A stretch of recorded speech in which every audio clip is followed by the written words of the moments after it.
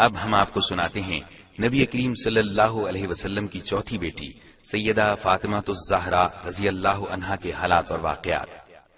سیرت نگاروں کے نزدیک سیدہ فاطمہ رضی اللہ عنہا کی تاریخ ولادت میں اختلاف پایا جاتا ہے۔ ایک روایت ہے کہ نبوت کے پہلے سال پیدا ہوئیں۔ ابن اسحاق سیرت نگار نے لکھا ہے کہ ابراہیم کے سوا آپ صلی اللہ علیہ وسلم کی تمام اولاد قبل از نبوت پیدا ہوئی۔ ابن جوزی نے لکھا ہے کہ بعثت سے 5 برس پہلے خانہ کعبہ کی تعمیر ہو رہی تھی کہ سیدہ فاطمہ رضی اللہ عنہا پیدا ہوئیں۔ بعض روایتوں میں ہے کہ نبوت سے تقریباً 1 سال پہلے پیدا ہوئیں۔ اس میں گرامی فاطمہ اور لقب زہرا ہے۔ ان کی تربیت بھی نبی کریم صلی اللہ علیہ وسلم اور سیدہ خدیجہ رضی اللہ عنہا کی زیر نگرانی ہوئی۔ صحیح مسلم کی ایک روایت میں ہے کہ سیدہ فاطمہ کی چال ڈھال رسول اللہ صلی اللہ علیہ وسلم سے بالکل مشابہ تھی۔ صرف یہی نہیں بلکہ اٹھتے بیٹھتے اور ہر بات میں سیدہ فاطمہ سے زیادہ آپ کے مشابہ کسی کو نہیں دیکھا گیا۔ آپ کی بات چیت کرنے کا انداز اور لب و لہجہ بھی آپ صلی اللہ علیہ وسلم سے ملتا جلتا تھا۔ صحیح بخاری کی ایک روایت کے مطابق سیدنا عبداللہ بن مسعود فرماتے ہیں، ایک بار نبی صلی اللہ علیہ وسلم کعبے میں نماز پڑھ رہے تھے۔ قریش کے چند شریر لوگوں نے شرارت کی۔ جب آپ سجدے میں گئے تو اونٹ کی اوجھڑی آپ کی کمر مبارک پر رکھ دی۔ آپ سجدے کی حالت ہی میں رہے۔ آپ کی اس حالت پر قریش کے شریر خوش ہو رہے تھے کہ سیدہ فاطمہ کو اطلاع ملی۔ آپ کا بچپن تھا، فوراً وہاں پہنچی، اس بوجھ کو آپ کی کمر پر سے اتارا اور ناراضی کا اظہار فرمایا۔ آپ نماز سے فارغ ہوئے تو ان بدطینتوں کے حق میں بد دعا فرمائی، وہ قبول ہوئی اور ان میں سے بیشتر غزوہ بدر میں مارے گئے۔ پھر مدینے کی طرف ہجرت ہوئی۔ نبی کریم صلی اللہ علیہ وسلم نے پہلے خود ہجرت فرمائی، اپنے گھر کے افراد کو بعد میں مدینے بلوایا۔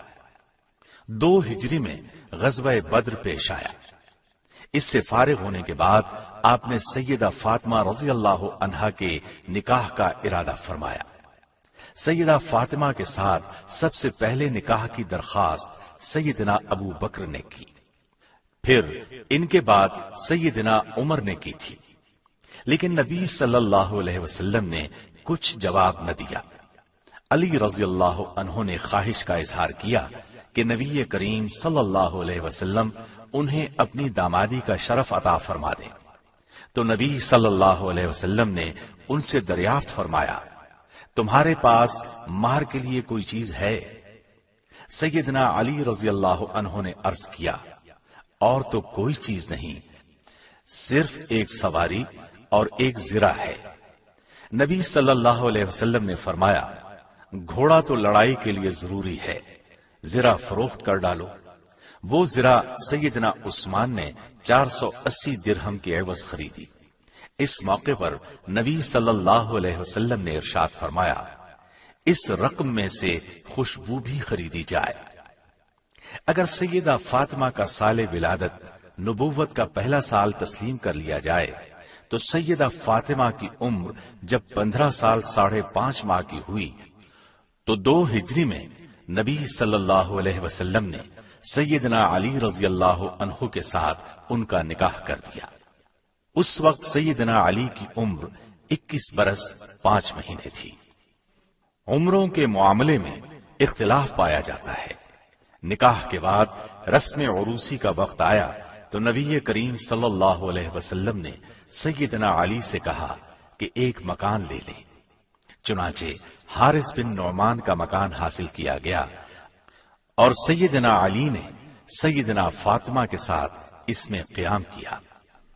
شادی کے موقع پر نبی کریم صلی اللہ علیہ وسلم نے اپنی بیٹی کے جہیز کے لیے جو سامان تیار کیا اس کی تفصیل یہ ہے، 1 پلنگ اور 1 بستر دیا۔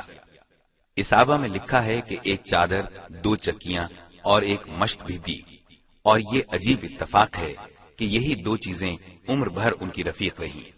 سرور انبیاء کی سب سے چھوٹی اور چہیتی بیٹی کی ضروریات زندگی کو پورا کرنے کے لیے گویا کل سامان یہی تھا۔ یہ چیزیں زبان حال سے پکار پکار کر دنیا والوں سے کہہ رہی تھیں، دنیا والوں، اصل چیز تو فکر آخرت ہے، نہ کہ عیش و عشرت کے سامان۔ یہ زندگی بھی عارضی ہے اور دنیا کی ہر چیز بھی، اصل عیش تو آخرت کی عیش ہے۔ یہ ابتدائی مراحل طے ہو گئے تو نبی صلی اللہ علیہ وسلم نے سیدہ فاطمہ رضی اللہ عنہا کا نکاح سیدنا علی رضی اللہ عنہ سے کر دیا۔ 400 درہم مہر مقرر فرمایا۔ اس نکاح میں سیدنا ابو بکر صدیق، سیدنا عمر فاروق اور سیدنا عثمان غنی رضی اللہ عنہم شریک تھے، اور یہ حضرات اس نکاح کے گواہ تھے۔ نکاح کی یہ تقریب سادگی کا اعلی نمونہ تھی، اس میں کسی قسم کا کوئی تکلف نہیں برتا گیا۔ نکاح کے بعد سیدہ فاطمہ رضی اللہ عنہا کو سیدہ ام ایمن کے ساتھ سیدنا علی کے گھر روانہ فرمایا۔ سیدہ فاطمہ پیدل چل کر وہاں گئیں، کوئی ڈولی اور سواری وغیرہ نہیں تھی۔ نبی صلی اللہ علیہ وسلم نے خانگی معاملات اس طرح تقسیم فرمائے کہ سیدہ فاطمہ رضی اللہ عنہا اندرون خانہ سارا کام انجام دیں گی اور علی المرتضیٰ بیرون خانہ تمام کام انجام دیں گے۔ اس سلسلے میں مشہور واقعہ ہے کہ ایک مرتبہ فتوحات کے بعد کچھ غلام نبی صلی اللہ علیہ وسلم کے پاس آئے تو سیدنا علی نے سیدہ فاطمہ کو مشورہ دیا کہ وہ نبی کریم صلی اللہ علیہ وسلم کی خدمت میں حاضر ہو کر ایک غلام مانگ لے تاکہ وہ گھر کے کام کاج کر دیا کرے۔ چنانچہ سیدہ فاطمہ رضی اللہ عنہا نے نبی کریم صلی اللہ علیہ وسلم سے بات کی تو ان کا مطالبہ سن کر نبی اکرم صلی اللہ علیہ وسلم نے ارشاد فرمایا، بیٹی، تمہیں اپنے کام اپنے ہاتھوں سے کرنے چاہیے۔ میں تمہیں ایک وظیفہ بتائے دیتا ہوں، جس وقت تم رات کو آرام کرنے کے لیے لیٹو تو اس وظیفے کو پڑھ لیا کرو۔ 33 بار سبحان اللہ، 33 بار الحمدللہ اور 34 بار اللہ اکبر۔ یہ 100 کلمات ہیں اور تمہارے لیے خادم سے بہتر ہیں۔ اس پر سیدہ فاطمہ رضی اللہ عنہا نے فرمایا، میں اللہ اور اللہ کے رسول سے راضی ہوں۔ یہ گویا پوری امت کی عورتوں کے لیے ایک سبق تھا، ایک نمونہ تھا۔ یہ واقعہ ابتدائے اسلام کا ہے۔ بعد میں حالات بہتر ہونے پر نبی صلی اللہ علیہ وسلم نے انہیں ایک غلام عطا فرما دیا تھا۔ غزوہ احد میں جہاں دوسری خواتین نے مشکل حالات میں کام کیا، سیدہ فاطمہ رضی اللہ عنہا بھی پیچھے نہ رہی۔ نبی صلی اللہ علیہ وسلم کے دندان مبارک شہید ہو گئے تھے۔ سیدنا علی پانی لائے، سیدہ فاطمہ نے آپ کے زخموں کو صاف کیا، روئی جلا کر اس کی راکھ زخم پر ڈالی جس سے خون رک گیا۔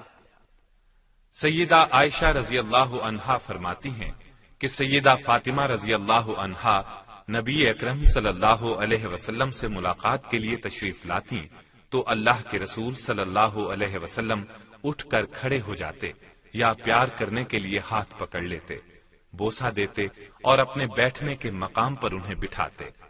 اس طرح جب نبی کریم صلی اللہ علیہ وسلم سیدہ فاطمہ کے ہاں تشریف لے جاتے تو سیدہ فاطمہ احتراماً کھڑی ہو جاتی، آپ کے دست مبارک کو چوم لیتی اور اپنی نشست پر آپ کو بٹھاتی۔ ایک بار سیدہ فاطمہ رضی اللہ عنہا نے نبی کریم صلی اللہ علیہ وسلم کو کھانے کی دعوت دی۔ آپ تشریف لائے، گھر میں ایک منقش پردہ لٹکا نظر آیا، اس پر تصاویر بھی تھیں۔ آپ دروازے ہی پر کھڑے ہو گئے، اندر تشریف نہ لائے، پھر واپس جانے لگے۔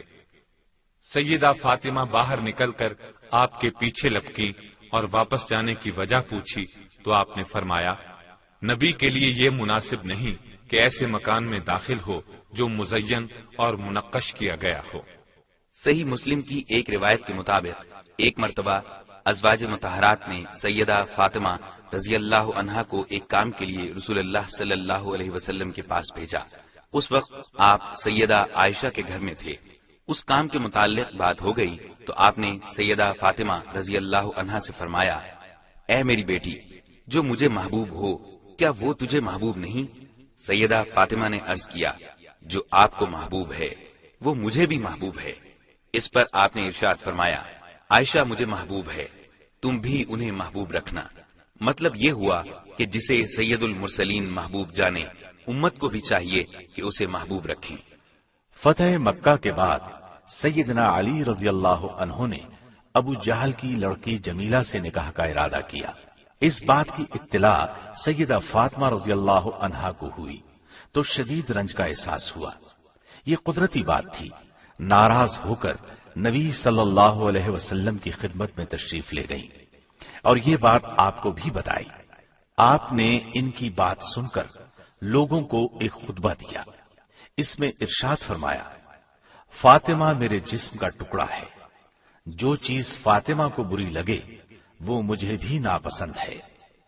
پھر آپ نے فرمایا، میں اپنی طرف سے حلال کو حرام نہیں کرتا اور نہ کسی حرام کو حلال کرتا ہوں، لیکن اللہ کی قسم، اللہ کے رسول کی بیٹی اور اللہ کے دشمن کی بیٹی ایک شخص کے نکاح میں جمع نہیں ہوگی۔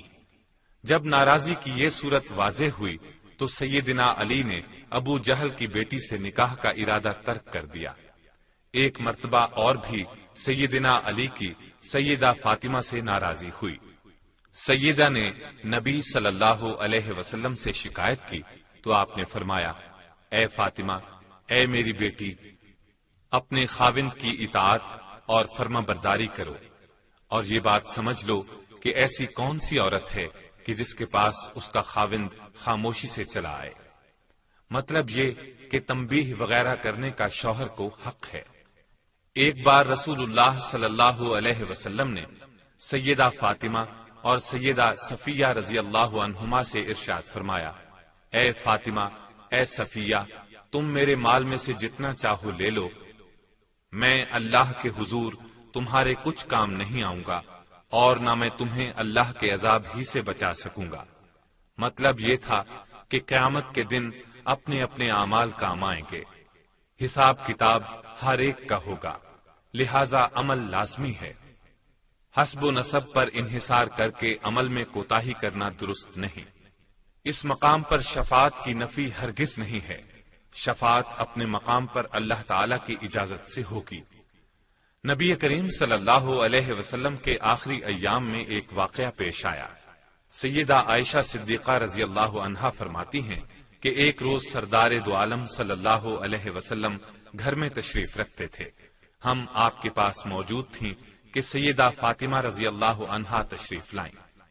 اس وقت نبی اقدس صلی اللہ علیہ وسلم کی اولاد میں سے بس سیدہ فاطمہ ہی زندہ تھیں، باقی تمام اولاد فوت ہو چکی تھی۔ آپ نے سیدہ کو آتے دیکھا تو مرحبا فرمایا، انہیں اپنے پاس بٹھایا، پھر آپ نے ان کے کان میں کوئی بات فرمائی۔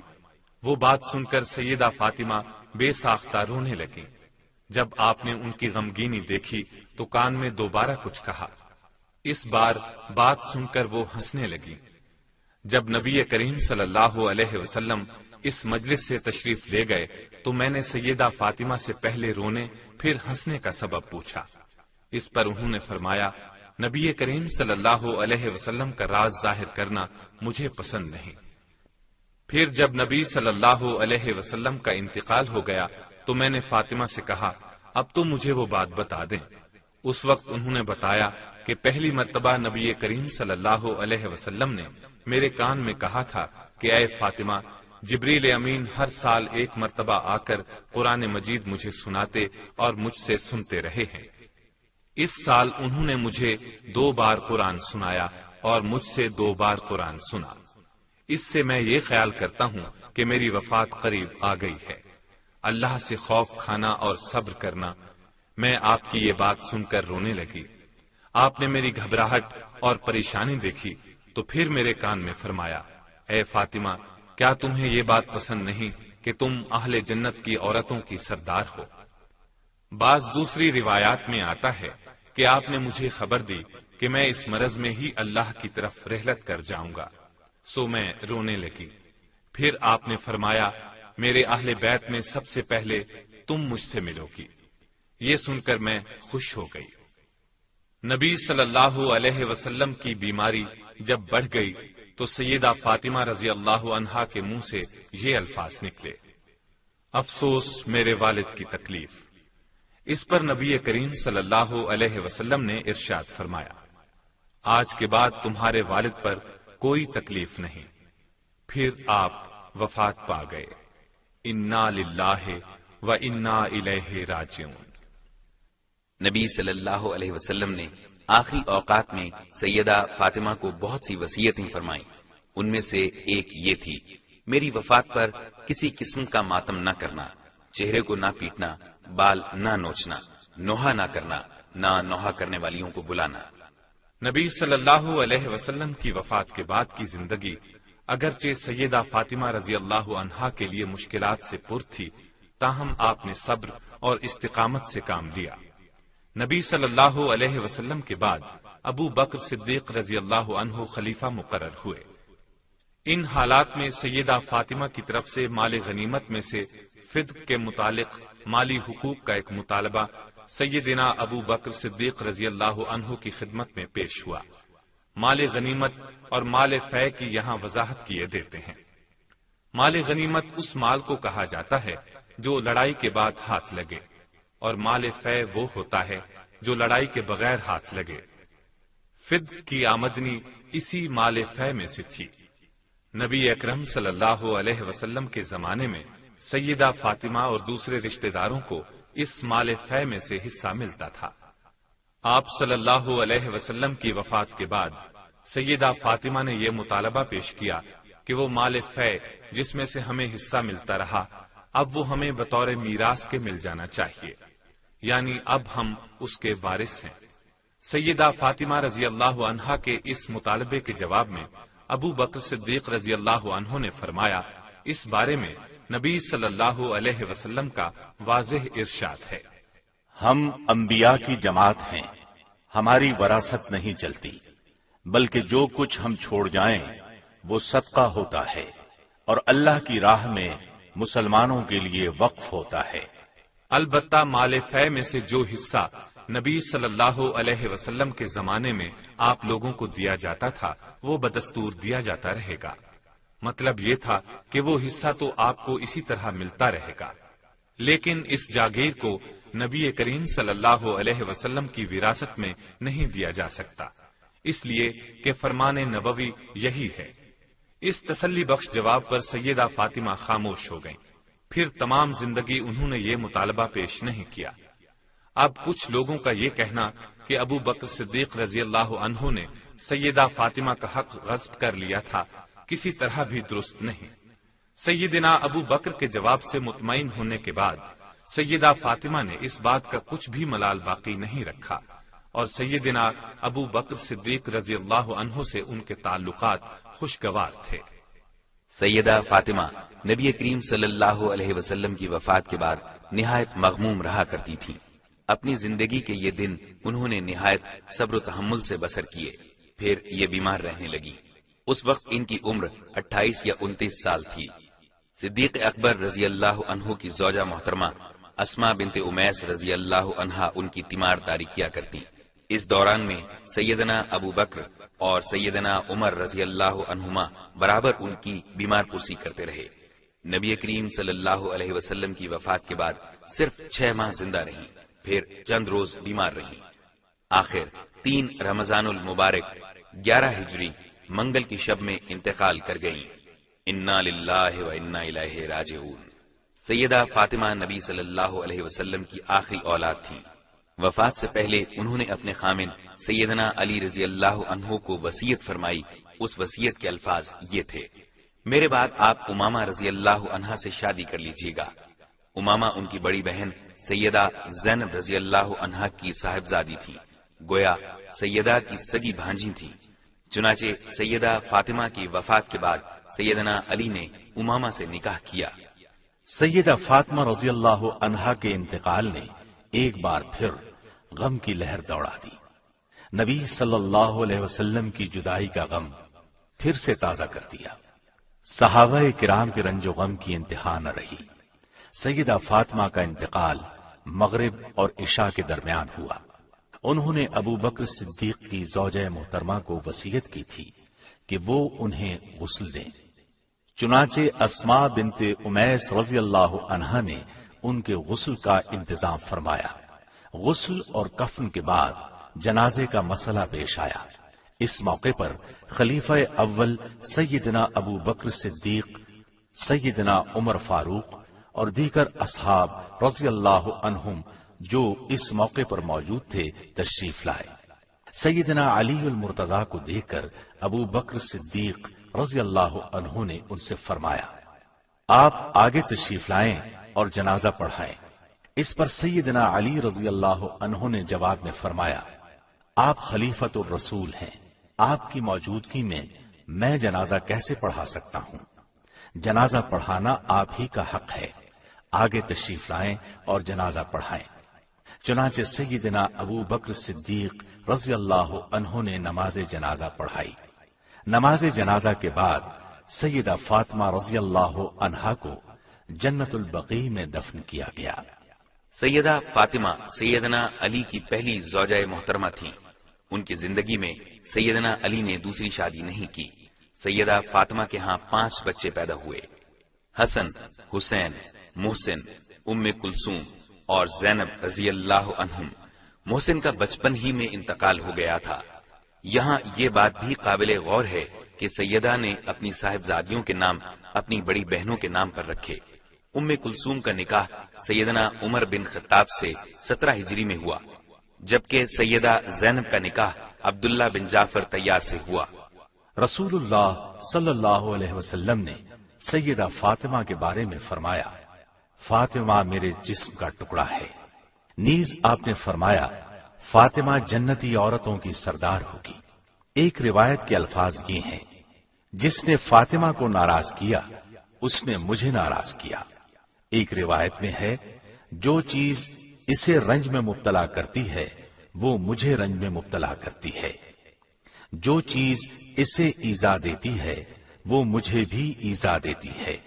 ترمذی کی ایک روایت کے یہ الفاظ ہیں، جو علی، فاطمہ، حسن اور حسین رضی اللہ عنہم سے لڑے گا اس سے میں لڑوں گا، جو ان سے صلح کرے گا ان سے میں صلح کروں گا۔ سیدہ عائشہ صدیقہ رضی اللہ عنہا سے پوچھا گیا کہ رسول اللہ صلی اللہ علیہ وسلم سب سے بڑھ کر کسے محبوب سمجھتے تھے؟ انہوں نے جواب دیا، فاطمہ کو۔ پوچھا گیا، مردوں میں کسے محبوب سمجھتے تھے؟ انہوں نے فرمایا، ان کے خاوند کو۔ ابن عباس رضی اللہ عنہ فرماتے ہیں، رسول اللہ صلی اللہ علیہ وسلم نے ارشاد فرمایا، مریم بنت عمران کے بعد تمام اہل جنت کی عورتوں کی سردار فاطمہ رضی اللہ عنہا ہیں، خدیجہ رضی اللہ عنہا ہیں، پھر آسیہ ہیں یعنی فرعون کی بیوی۔ سیدہ اسماء بنت امیس سے اپنے آخری دنوں میں سیدہ فاطمہ رضی اللہ عنہا نے ارشاد فرمایا، آپ جانتی ہیں یہ میرے آخری لمحات ہیں، کیا میرے جنازے کو بے پردہ اٹھایا جائے گا؟ اس پر اسماء نے کہا کہ نہیں، میں آپ کے لیے ایک باپردہ چارپائی تیار کر دیتی ہوں، جیسا کہ میں نے حبشہ کے علاقے میں دیکھا ہے، لہذا ان کا جنازہ اسی طرح باپردہ لے جایا گیا۔ مسلم کی ایک حدیث میں ہے، سیدہ عائشہ فرماتی ہیں، نبی صلی اللہ علیہ وسلم ایک روز صبح کے وقت باہر نکلے، آپ پر سیاہ چادر تھی، حسن بن علی آئے، آپ نے انہیں اس میں داخل کر لیا، پھر حسین بن علی آئے، آپ نے انہیں بھی اس میں داخل کر لیا، پھر سیدہ فاطمہ آئیں، آپ نے انہیں بھی اس میں داخل کر لیا، پھر سیدنا علی آئے، آپ نے انہیں بھی اس میں داخل کر لیا اور فرمایا، اے اہل بیت، اللہ چاہتا ہے تم سے پلیدی دور کر دے اور تم کو پاک کر دے۔ مسلم کی ایک اور حدیث کے الفاظ ہیں، سیدنا زید بن ارقم فرماتے ہیں، رسول اللہ صلی اللہ علیہ وسلم ایک چشمے کے پاس آئے، اس کا نام خم تھا، یہ مکے اور مدینے کے درمیان ہے۔ وہاں ایک دن خطبہ دینے کے لیے کھڑے ہوئے، اللہ کی تعریف کی، پھر واز کیا اور فرمایا، اما بعد، اے لوگو، میں ایک بشر ہوں، قریب ہے کہ میرے رب کا ایلچی میرے پاس آ جائے اور میں اسے قبول کر لوں، یعنی مجھے بھی موت آئے گی۔ میں تم میں دو بھاری چیزیں چھوڑے جا رہا ہوں، ایک اللہ کی کتاب، اس میں ہدایت ہے، نور ہے۔ اللہ کی کتاب کو مضبوطی سے تھامے رکھو، اس کو پکڑے رکھو۔ مطلب یہ تھا کہ اس کو اپنی زندگیوں پر لاگو کرو، اس پر عمل کرو۔ پھر فرمایا دوسری چیز میرے اہل بیت ہیں، ان کے حقوق کی نگہداشت ہے۔ سیدہ فاطمہ رضی اللہ عنہا پر اللہ تعالی کی ہزارہا رحمتیں نازل ہوں۔